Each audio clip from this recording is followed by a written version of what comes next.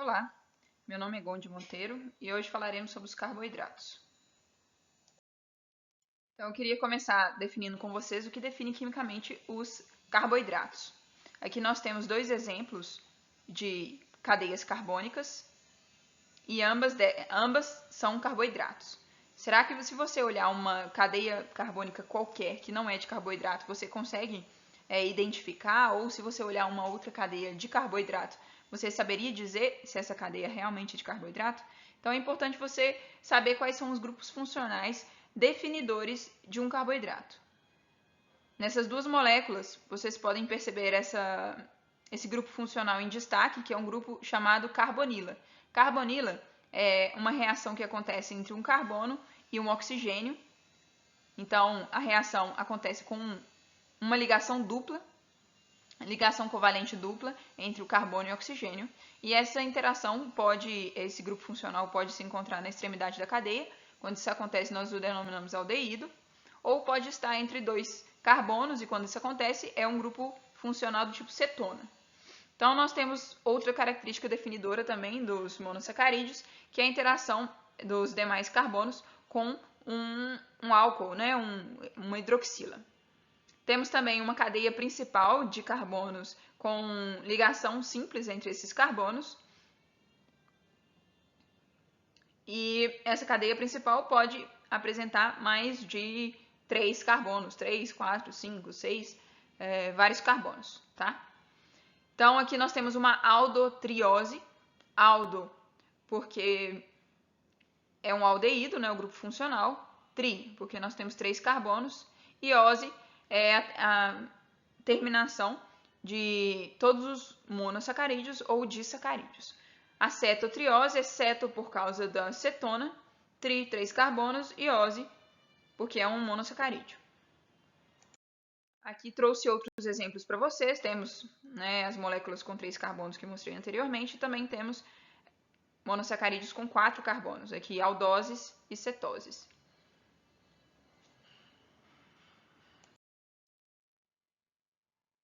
Aqui eu trouxe para vocês duas moléculas de açúcar diferentes, que são muito importantes no nosso organismo, são carreadoras de informação nas nossas células. Então, nós temos duas aldopentoses diferentes e eu queria que vocês conseguissem diferenciá-las. Então, aqui nós temos a cadeia, o aldeído, o grupo aldeído, aqui o carbono 1, 2, 3, 4 e 5, aqui da mesma forma.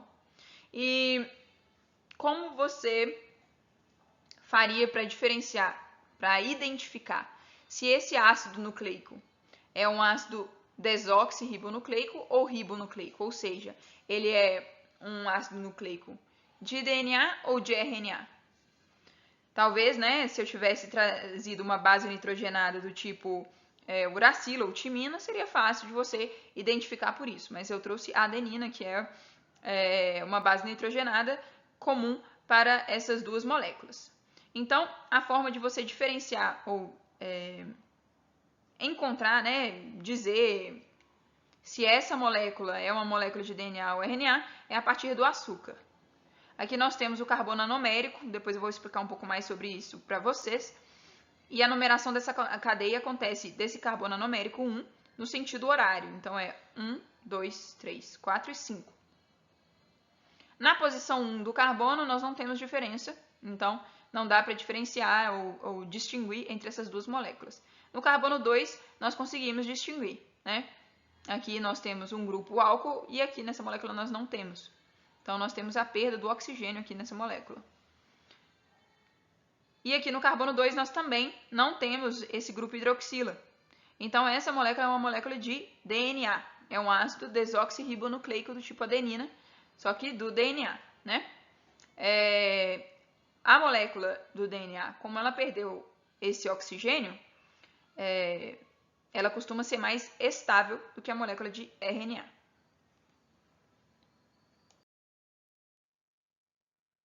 Aqui eu trouxe outros exemplos para vocês, agora carbonos, monossacarídeos com 5 carbonos. Aqui nós temos as aldoses e aqui nós temos as cetoses. E eu queria perguntar para vocês o que diferencia essas moléculas uma da outra.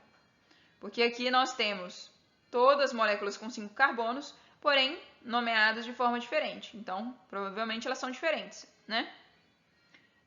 E a diferença reside nas moléculas que estão ligadas ao carbono da cadeia principal. Aqui à esquerda nós temos moléculas de hidrogênio e à direita os grupos hidroxila. Aqui na D-arabinose, todavia, nós temos aqui à esquerda, no carbono 2, a hidroxila em vez do hidrogênio, o que diferencia essa molécula dessa. Outra questão que eu quero que vocês se atentem também é quanto à diferença na nomenclatura entre aldoses e cetoses. Aqui, por exemplo, a D-xilose, quando ela é uma aldose, no caso aqui é denominada D-xilose, e quando é uma cetose, acrescenta-se a letra U e a letra L para distinguir entre essas duas moléculas, esse grupo funcional. Aqui nós temos os açúcares com 6 carbonos, as aldohexoses e as cetohexoses, com destaque aqui para 4 delas, a D-glicose, D-manose, D-galactose e a cetohexose e D-frutose. Essas moléculas são muito importantes, né, ricamente encontradas na dieta e de vertebrados. E no caso da D-glicose e da D-frutose também são os produtos da fotossíntese. Então a diferença entre essas moléculas de aldohexose encontra-se, como nós já conversamos sobre isso, na posição dos ligantes do carbono da cadeia principal. Então, a posição da hidroxila em relação ao carbono da cadeia principal. Aqui eu trouxe um destaque para as moléculas de D-glicose e D-frutose.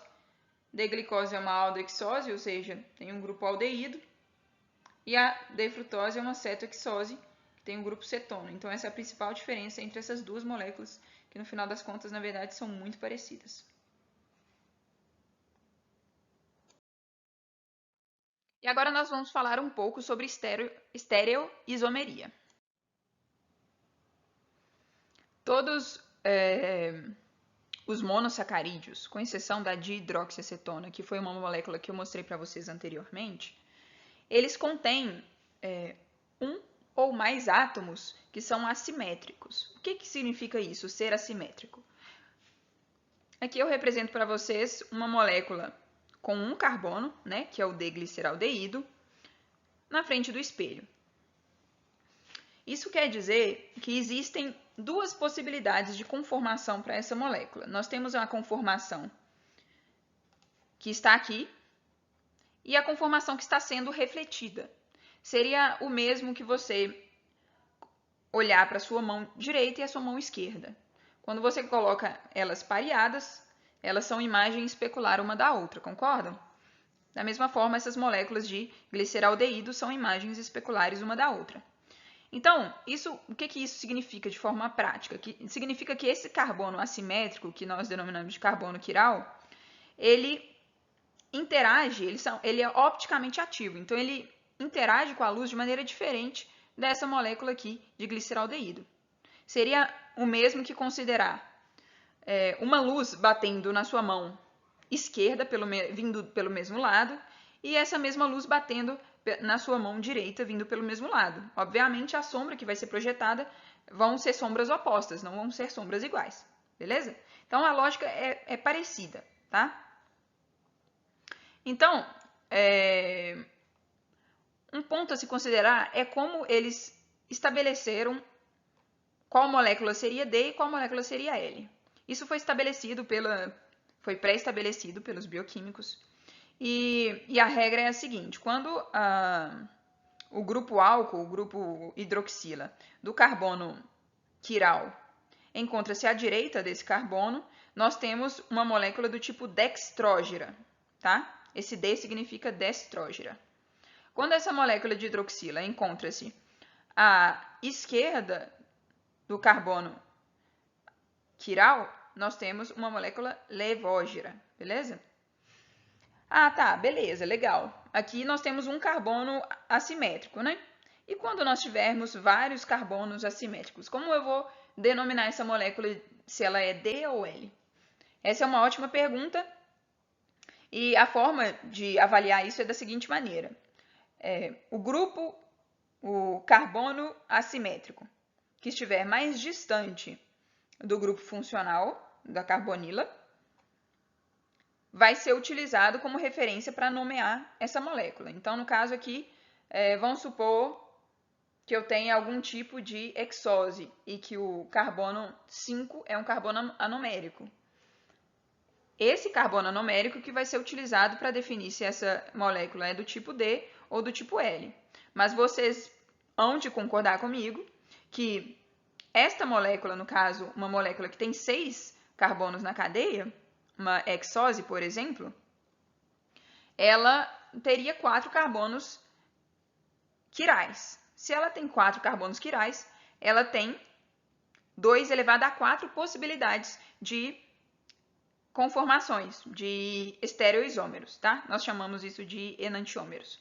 Então, ela teria 16 possibilidades de enantiômeros. Aqui nós utilizamos, então vão ser 8 do tipo destrógeno e 8 do tipo levógeno. Aí nós vamos utilizar para nomear essa molécula aquele carbono assimétrico que estiver mais distante ali do carbono do carbonil, tá bom?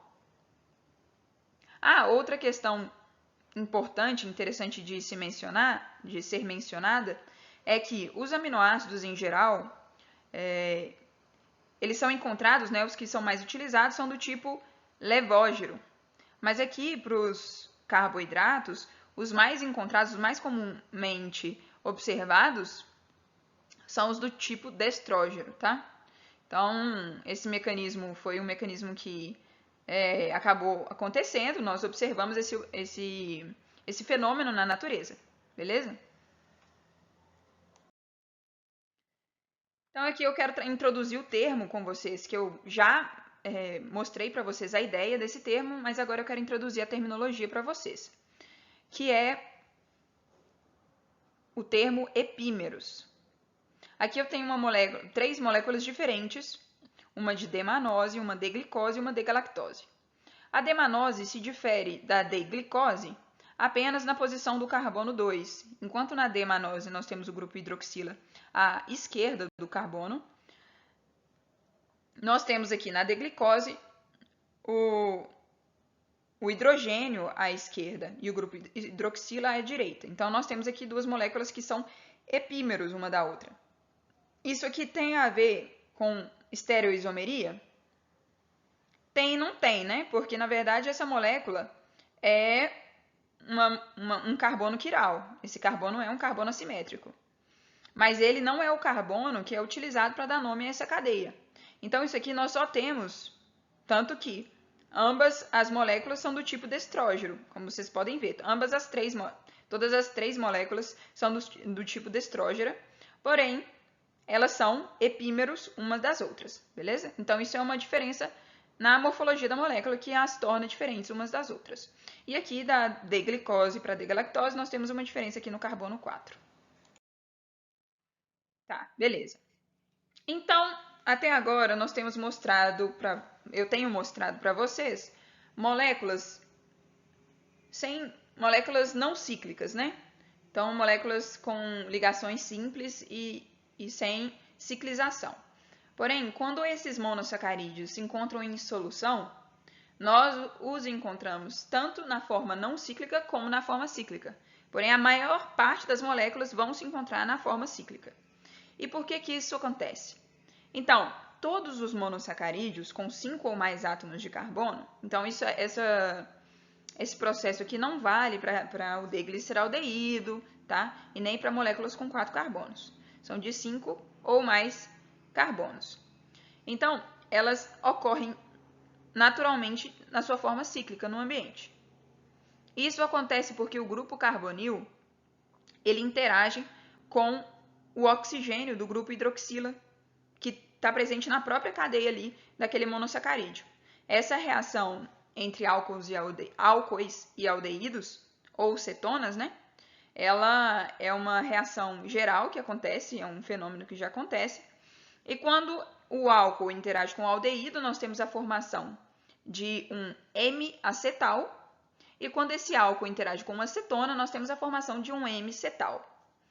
Por que M? M quer dizer de metade, né? Então, nós não temos uma uma reação completa, porque a reação completa entre álcoois e aldeídos é com a adição de 2 álcoois no carbono que reage, né? No carbono do aldeído ali, daquele grupo funcional. Da mesma forma com a acetona, tá? Por isso, M-acetais e M-cetais.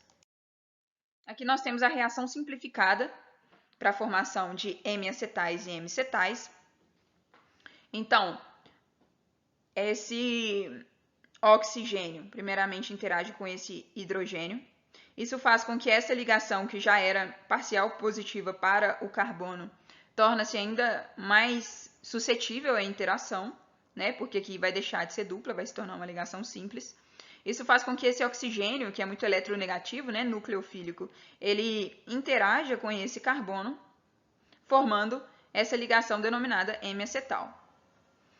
Como eu falei, esse carbono do carbonila ele tem a possibilidade de interagir com 2 moléculas de álcool. Quando isso acontece, nós temos uma reação completa denominada acetal. Quando esse processo acontece com a molécula de cetona, nós temos a formação de um M-cetal. Se a reação for completa, nós temos a formação de um cetal. Então, aqui eu trouxe para vocês o processo de ciclização. Então, esse ataque nucleofílico ele pode ser feito de 2 lados diferentes. Eles falam que é pela frente, entre aspas, ou pelas costas. Quando acontece de um jeito ou de outro, faz com que essa molécula cíclica tenha 2 possíveis conformações. Uma denominada do tipo alfa e a outra do tipo beta. Então, essas diferentes configurações do tipo alfa e beta então, são denominadas de anômeros. Então, essa molécula é anômero dessa molécula, tá? E o carbono que gerou a possibilidade dessa ligação, dessa interação acontecer, é denominado de carbono anomérico. Não sei se vocês lembram, mas eu falei desse nome anteriormente na aula. Então, esse carbono anomérico é o carbono do carbonil, ou carbonila, que estava ali no carbono 1 da cadeia não cíclica, beleza? Aí, um fenômeno que é observado naturalmente é a interconversão entre uma molécula do tipo alfa para uma molécula do tipo beta. Então, se você coloca, por exemplo, só moléculas do tipo alfa, em geral, você consegue observar depois também moléculas do tipo beta. Esse processo de interconversão, ele parece acontecer naturalmente em meio ácido. Porém, para essa interconversão acontecer, é necessário que haja quebra de ligação covalente. Então, esse processo nós denominamos de mutarrotação. A molécula ela volta a ficar linear. Para que a interação aconteça, ela fica linear rapidamente, depois a reação acontece e ela fica cíclica de novo, beleza? Então, aqui nós temos 2 projeções. Nós vemos bastante essa projeção, que é a projeção de Fischer, que é a cadeia linear do glicídio, desse monossacarídeo, no caso da D-glicose. E aqui nós temos a ciclização. Essa ciclização foi feita por Haworth, por isso é denominada perspectiva de Haworth. E não sei se vocês observam aqui, mas essa molécula é planária. Então, essa parte aqui, que está mais escurecida, ela é como se ela tivesse saindo da sua tela. Ela estivesse para frente em relação a essa parte da cadeia, tá bom? Então, aqui nós temos moléculas para cima ou para baixo. Então, seria uma perspectiva planar, é um plano, você pode considerar isso aqui uma folha, moléculas indo para cima e para baixo. Aqui nós temos a furanose e a piranose. São 2 tipos de morfologia de ciclização. A piranose ocorre quando nós temos 5 carbonos na cadeia e um oxigênio, então é um anel com 6 elementos, e o furano com 5 elementos. Então, em geral, nós encontramos a glicose no tipo piranose, então ela interage o carbono anomérico ou o carbono do carbonil interage com o carbono 5 da cadeia, formando esse ciclo, e com isso o carbono anomérico também passa a ser um carbono assimétrico. Outrora ele não era assimétrico, mas agora ele passa a ser também assimétrico. Então isso aumenta as possibilidades de conformação para essa cadeia. Para a frutose, nós temos, em geral, a formação de furanoses, que seria a interação entre o carbono 2 da cetose, né, da cetona, com o carbono 5 da cadeia, o álcool do carbono 5. Aqui é o álcool do carbono 5 também que interage, tá? Então, é um ataque nucleofílico, como eu falei anteriormente, do álcool em relação à carbonila, podendo ser o carbonila do aldeído ou carbonila do grupo cetona. Além disso, aqui só foi representado a furanose para a frutose, mas também pode ocorrer a interação entre o carbono da cetona e o álcool do carbono 6. Quando isso acontece, a gente tem a formação da piranose, tá? Então, existe frutopiranose também, porém, é muito menos comum.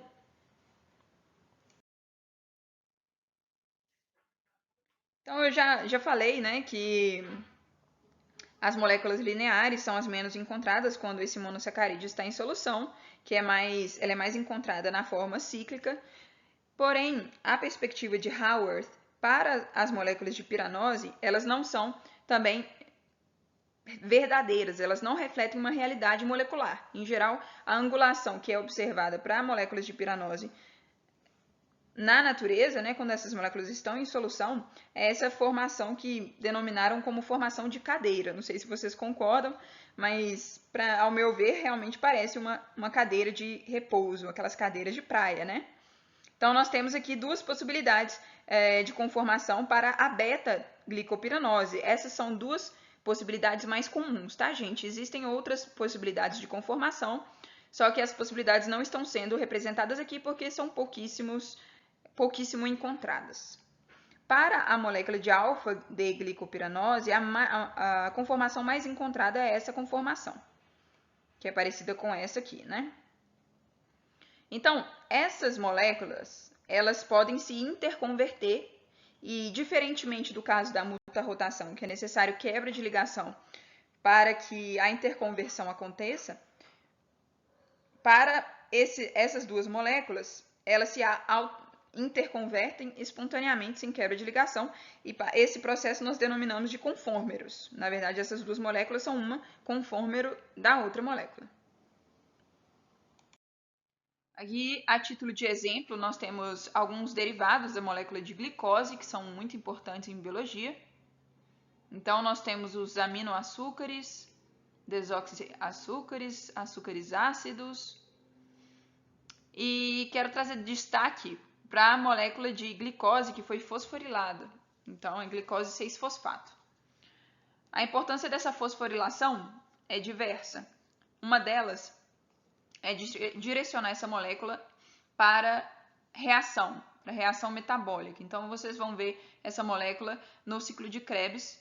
E, além disso, tem uma função muito interessante, que é manter essa molécula dentro da célula. Nós não temos carreadores para a glicose 6-fosfato. Então, quando essa molécula é fosforilada, isso a impede de sair da célula.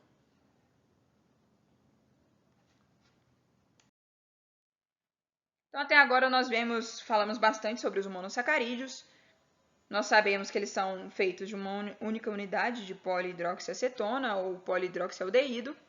E agora nós vamos falar um pouco mais sobre os oligossacarídeos e sobre os polissacarídeos. Os oligossacarídeos são moléculas um pouco mais complexas que os monossacarídeos. Eles têm 2 monossacarídeos, 3, 4, 5. Quando essas moléculas os oligossacarídeos possuem apenas 2 monossacarídeos, nós denominamos de sacarídeos. Quando tem mais, oligossacarídeos mesmo, tá? Em geral, os oligossacarídeos, moléculas que têm mais de 2 unidades de monossacarídeos, estão interagindo com outras moléculas. Nós veremos isso um pouco depois, falaremos sobre os glicoconjugados, tá bom? Já os polissacarídeos, eles têm a partir de 20 unidades de monossacarídeo, mas podem chegar a milhares de unidades. Então, vamos começar vendo um pouco sobre as ligações glicosídicas. Então, agora eu vou retomar a formação do M-acetal e do acetal, que nós falamos sobre isso anteriormente. Então, quando a reação para a formação do M-acetal, quando a reação, vou me reformular, quando o grupo carbonil interage com um álcool da mesma molécula, nós temos a formação de um monossacarídeo cíclico, ok? Quando esse carbono do carbonil interage com uma molécula, com um álcool de uma outra molécula, nós temos a formação da ligação glicosídica, tá? Então, aqui nós temos a formação de um acetal com a ligação glicosídica, que acontece com a perda, com a liberação de uma molécula de água, tá? Que encontra-se aqui. Nós precisamos da liberação dessa molécula de água para essa reação acontecer. Só que essa extremidade desse carbono do carbonil, ela ainda encontra-se disponível para interagir com outra molécula de álcool. Por isso nós denominamos essa extremidade de extremidade redutora. Eu não mencionei anteriormente, mas existem os chamados açúcares redutores, que são açúcares com sítios disponíveis para serem oxidados, ou seja, para liberar oxigênio, para liberar elétrons para alguma reação, para reduzir alguma outra molécula. E, nesse caso, esse sítio é um desses sítios que pode interagir com uma molécula de álcool e formar um acetal ou cetal, dependendo, né, do tipo de carbono do carbonil que se encontra aqui. Aqui é só título de exemplificação mesmo, que é uma molécula de maltose.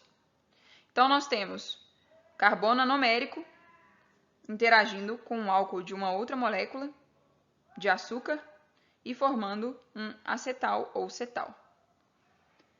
Quando nós temos essa ligação acontecendo, então nós temos aqui um disacarídeo, esse composto que é formado nós denominamos de glicosídeo, tá? Aqui eu trouxe para vocês exemplos de disacarídeos. Começar mostrando a lactose. A lactose ela é formada com uma ligação entre galactose e glicose. A ligação na galactose ocorre no carbono anomérico. Essa molécula aqui tem o tipo de conformação beta. Então, ocorre com o carbono anomérico com formação do tipo beta e carbono 4 da molécula de glicose. Lactose é o açúcar presente no leite, então muitos de nós têm intolerância à lactose, e dos que não têm intolerância à lactose, faz parte, né, foi introduzido na cultura humana alimentar-se de lactose mesmo depois na fase adulta. Então, esse tipo de adaptação que muitos povos têm, né, muitas pessoas não têm intolerância à lactose, é uma adaptação muito interessante e não é observada para outros animais. Além disso, a lactose ela é um açúcar redutor. Eu mencionei essa questão anteriormente, e isso é dado porque o carbono do carbonilo ou carbonil encontra-se disponível para a realização de outra interação com um grupo álcool. Essa interação pode ser feita com outra molécula, e quando isso acontece, nós temos aqui uma outra ligação glicosídica. O outro exemplo é a sacarose. A sacarose, para nós a reconhecemos como açúcar de mesa. É uma molécula produzida por plantas, tá? Muito importante para plantas no caso de transporte de energia. Por que ela é tão boa assim para transporte de energia em plantas? Porque, diferentemente da lactose, ela não é um açúcar redutor. Então, ela é muito mais estável, ela não se oxida com facilidade. E por que isso acontece? Isso acontece porque há uma interação entre os carbonos anoméricos das moléculas. Então, a interação pode acontecer entre uma frutose e uma glicose, ou entre a glicose e a frutose, mas sempre na posição do carbono anomérico. Aqui, no exemplo, está mostrando a frutose, está mostrando a glicose e a frutose. A glicose aqui interage no carbono anomérico com formação alfa, e a frutose, carbono anomérico, posição 2, porque é uma cetose, com formação beta, tá? Então, é uma molécula muito estável e muito importante para plantas e também para nós, né? Aqui nós temos a trealose, que também é um açúcar do tipo não redutor e é muito encontrada em insetos, na hemolinfa de insetos. E da mesma forma como a sacarose é importante para transporte de energia e armazenamento de energia em plantas, a trealose é muito importante para transporte de energia em insetos, por ser um açúcar não redutor e, por consequência, não ser facilmente oxidado, tá? Então, ele é muito mais estável e aí ele pode estar ali na circulação sem interferir em nenhuma outra molécula. Aí a interação acontece aqui entre duas moléculas de glicose do tipo alfa-1 e alfa-1. E essa interação produz essa conformação em S. Por quê? Porque nós temos uma interação do tipo alfa-1 e alfa-1. Então, elas estão de lados opostos. Além disso, a trealose ela é comercializada hoje em dia como adoçante. Então, agora vamos falar um pouco sobre os polissacarídeos ou glicanos.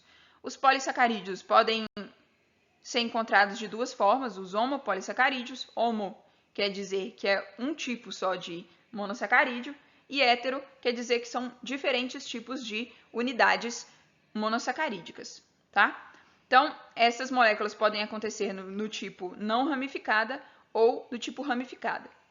A título de exemplo, nós temos homosacarídeos, como por exemplo o amido, o glicogênio, a celulose e a quitina. No caso do amido, nós temos o tipo não ramificado e o tipo ramificado. No caso do glicogênio, ele necessariamente é ramificado. A celulose é do tipo não ramificado. A quitina é do tipo não ramificado também. Já para os heteropolissacarídeos, nós temos, por exemplo, o peptídeo glicano, que forma sustentação para a parede extracelular ali de bactérias. Nós também temos os glicosaminoglicanos, que vamos falar sobre eles daqui a pouquinho, que compõem e formam a matriz extracelular em vertebrados, né, em organismos multicelulares, como é o nosso caso.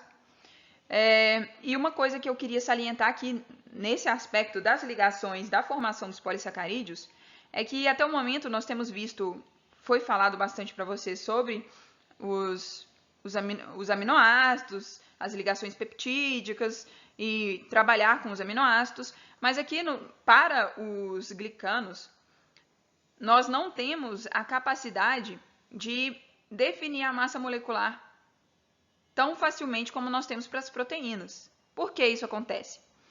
As proteínas, elas já têm o seu tamanho, a sua sequência aminoacídica pré-estabelecida, vocês concordam? Ali nós temos a informação no DNA, vem o RNA e traduz essa informação, aliás, transcreve essa informação no idioma ali que o ribossomo vai entender, ele vai ali para o ribossomo pega aquela informação e traduz, beleza? Então, quem definiu quais são os aminoácidos que vão compor essa proteína foram informações que foram traduzidas, não foi a enzima ali, não foi o RNA ribossomal, o ribossomo que definiu, beleza? Aqui, no caso da formação dos polissacarídeos, não funciona da mesma forma. Quem define quem serão os polímeros aqui, quem serão os polissacarídeos, é a própria enzima que está realizando essa polimerização. Então, fica muito mais difícil nós definirmos a massa molecular desses polissacarídeos. Aqui eu quero mostrar para vocês a molécula de amilose. A amilose é um tipo de amido. Ela tem ligações glicosídicas do tipo alfa-1,4 e ela não é ramificada. Já a amilopectina é uma molécula ramificada que tem ligações tanto do tipo alfa-1,4 como do tipo alfa-1,6, tá? Então, essas moléculas são importantes para armazenamento de energia em plantas, a amilose e a amilopectina, que são tipos diferentes de amido, e também, no nosso caso, nós aproveitamos disso e nos alimentamos também, né, dessas moléculas, são muito úteis para a nossa nutrição. Já o glicogênio é bem parecido com a amilopectina nesse caso, porque ele também tem ramificações. Então, ele tem ligações do tipo alfa-1,4 e ramificações do tipo alfa-1,6. Então, essas moléculas, a molécula de glicogênio, por exemplo, é uma molécula muito importante para armazenamento de energia no nosso organismo. Aí talvez você possa se perguntar por que as moléculas de glicose, porque o glicogênio, no caso, é formado por moléculas de glicose, porque a glicose não fica solta dentro da célula. Isso é uma pergunta muito fácil da gente considerar e até entender como responder. Se você pegar várias colheres, vamos supor, 5 colheres de açúcar e tentar dissolver em 100 ml de água, é bem provável que essa água vai ficar bem viscosa e vai ficar ainda açúcar no fundo. Então, o que isso significa? Para armazenar uma grande quantidade de glicose em uma célula, de forma solta, essa glicose iria atrapalhar a osmolaridade dessa célula. Então, se ela ficasse ali muito densa ali e viscosa no meio intracelular, iria entrar água ali para poder estabilizar e essa célula romperia. Então, o glicogênio é uma forma que diminui, né, como se diminuísse a concentração ali de sítios disponíveis para interação, então diminui a osmolaridade demandada para poder armazenar a mesma quantidade de glicose que, se fosse armazenada separadamente, iria dar um pane celular. Aqui nós temos uma comparação entre a celulose e a amilose. A celulose é uma molécula também produzida pelas plantas, né? Nós temos ligações do tipo beta-1,4 entre moléculas de glicose, e aqui nós temos na amilose ligações do tipo alfa-1,4 entre moléculas de glicose. Então, são as mesmas moléculas, porém com ligações diferentes. Vocês podem perceber aqui que o ângulo de ligação para a celulose permite com que a interação entre elas fique mais planar, e até a interação de hidrogênio fique planar. Então, isso faz com que essa molécula tenha uma estabilidade muito grande. Ela se torna insolúvel em água e uma ótima molécula para estrutura. Já essa molécula aqui, ela é muito mais fácil de ser clivada. Mesmo que ela, nesse caso aqui, a amilose não é ramificada, você pode perceber que o caráter da ligação faz com que a angulação e a interação de hidrogênio não seja tão planar como é observado para essa molécula. Isso faz com que aqui seja muito mais fácil de ser clivado. Tá? Então, essa molécula, em geral, é utilizada na planta para armazenamento de energia e essa molécula para estrutura. Então, caule, né? Folhas, parede celular, tudo isso é formado, em geral, por celulose. Tem outras moléculas interagindo com essa molécula de celulose, mas uma das principais moléculas é a molécula de celulose.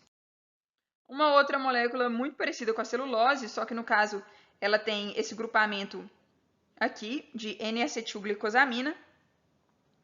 Essas moléculas de N-acetilglicosamina interagem com a interação tipo beta-1,4 e elas estão presentes na quitina. Quitina vocês encontram em insetos, em geral na carapaça dos insetos, nas asas, e ela é muito importante também para proteção desses insetos. Essa molécula é insolúvel em água e muito estável.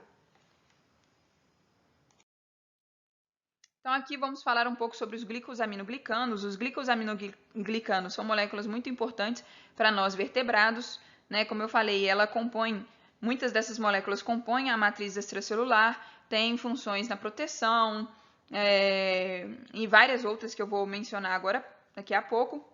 No caso aqui eu trouxe a primeira molécula, que é o ácido hialurônico. O ácido hialurônico é formado por mais ou menos 50 mil dímeros, 50 mil disacarídeos. Esse disacarídeo é formado por uma molécula de D-glicurônico e outra molécula de N-acetilglicosamina. E a função, e algumas das funções do ácido hialurônico é lubrificação do líquido sinovial, que é o líquido que fica nas articulações. Ela também dá uma consistência gelatinosa para o humor vítreo que fica nos olhos. A matriz extracelular, como eu falei, né, de cartilagens, tendões, ela é formada pelo ácido hialurônico também. Então, auxilia na resistência à tensão, elasticidade e várias outras funções. Aqui nós temos outro exemplo, que é o queratansulfato. O queratansulfato está presente em cartilagens, ossos e várias outras estruturas. A ligação aqui é do tipo beta-1,4 e com a próxima molécula do tipo beta-1,3. Então, é uma substância também muito importante. Tem função também estrutural, né? Compõe chifres, cabelos, entre outras coisas. Nós veremos mais sobre essas moléculas daqui a pouco, alguns exemplos. Nós também temos a heparina, não sei se vocês já ouviram falar dessa molécula, mas ela é um anticoagulante. Então, aqui a heparina é uma forma fracionada do heparansulfato, que é uma molécula derivada principalmente de mastócitos, então ela é produzida ali nos mastócitos, e ela tem função terapêutica. Ela, no organismo, ela também é usada, né? A gente usa ela como anticoagulante, então quando vai transportar um sangue, ou vai fazer ali, por exemplo, quando estava no laboratório, vou fazer uma cirurgia no camundongo, nós usamos às vezes heparina para evitar com que o sangue coagule, tá? Então, isso acontece porque ela tem a capacidade de ligar a antitrombina e que é um inibidor de proteases. Então, aqui eu trouxe para vocês uma tabela com os principais polissacarídeos que foram mencionados e alguns que não foram. O tipo de polissacarídeo, se ele é homo ou heteropolissacarídeo, tipo de ligação, se ele é linear ou tem ramificações, e se tem ramificações, o tipo de ramificação. O número de monômeros ou monossacarídeos, unidades monossacarídicas. E a função. A amilose e a amilopectina, por exemplo, que eu falei para vocês, armazenamento de energia em plantas. E também nutrição em animais, né? E aí, essa tabela está no livro, tá, gente? Então, vocês podem consultar lá. Então, agora nós vamos falar um pouco dos glicoconjugados. Anteriormente, nós começamos falando dos glicídios, depois falamos dos glicanos, que são os polissacarídeos, e agora vamos falar das interações desses polissacarídeos ou oligosacarídeos com outras moléculas, podendo ser elas proteínas, gorduras. Então, vamos começar falando sobre os proteoglicanos. Aqui nós temos exemplo de uma molécula de proteoglicano. Essa molécula é uma molécula grande, é uma macromolécula da superfície celular, também encontrada na matriz extracelular. E ela possui cadeias de glicosaminoglicanos. Glicosaminoglicanos são sulfatados, são ricos em ligações do tipo sulfato. E essa interação acontece do tipo covalente, elas são unidas covalentemente com a proteína. Então, aqui no exemplo, nós temos uma ligação entre uma molécula de serina e uma molécula de xilose.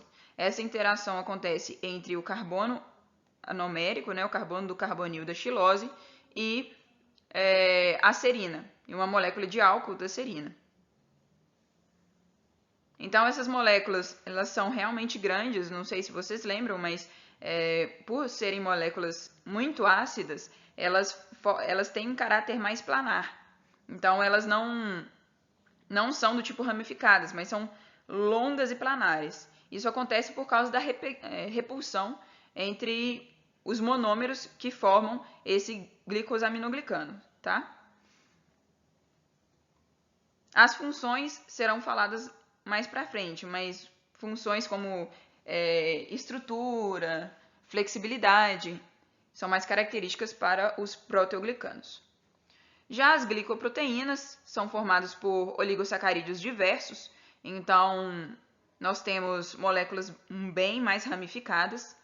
Esses oligosacarídeos têm complexidades bem variadas, então eles são unidos covalentemente à proteína também, e costumam ser encontrados na superfície externa da membrana plasmática, como por exemplo no glicocálice, matriz extracelular e também no sangue. Então, os tipos sanguíneos são condicionados por glicoproteínas de membrana, viu, gente? Um outro exemplo aqui são os glicoesfingolipídios, que as moléculas de açúcar encontram-se na porção hidrofílica aqui da estrutura, então na parte extracelular da membrana, interagindo com um fosfolipídio de membrana. Então, agora, esse é um exemplo de proteoglicano.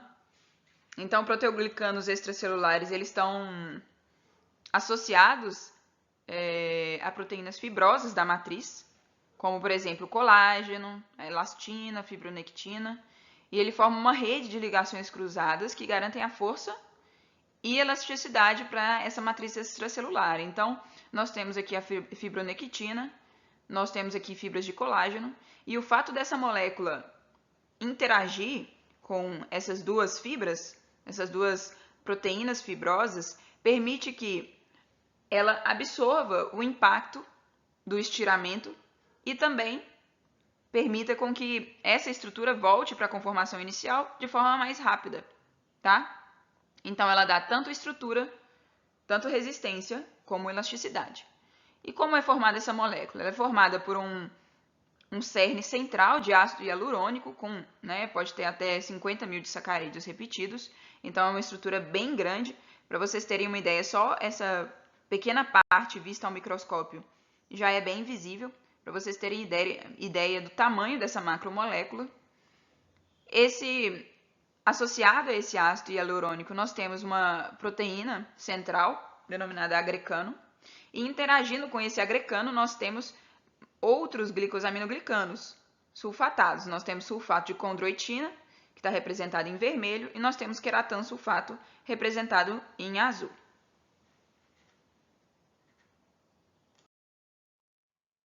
Aqui as glicoproteínas, nós temos o tipo de ligação O-glicosídica e N-glicosídica. Quando é O-glicosídica, a interação do grupo carbonil, do carbono numérico, acontece com o oxigênio. Quando é do tipo N-glicosídica, acontece com o nitrogênio. Então, os glicanos, em geral, eles são menores que, as glicoproteínas, perdão. Elas são menores estruturalmente e mais diversas que os glicosaminoglicanos que eu mostrei anteriormente. O ácido hialurônico é uma molécula gigantesca, pode ter 50 mil disacarídeos ali associados. Então, aqui é um pouco diferente. Então, nós temos moléculas bem mais diversas, oligosacarídeos com diferentes morfologias. Elas podem ocupar boa parte da proteína. Então, tem uma proteína ali que é uma glicoproteína, ela pode ter 70% de toda a sua massa sendo composta por glicanos. Boa parte, na verdade, 50%, até metade de todas as proteínas de mamíferos, elas são do tipo glicoproteínas, para vocês perceberem como são proteínas importantes, como são glicoconjugados importantes. Em geral, a gente fala muito das proteínas carreadores de informação, e os carboidratos muitas vezes ocupam na nossa mente a posição de alimento, carboidrato é alimento, metabolismo.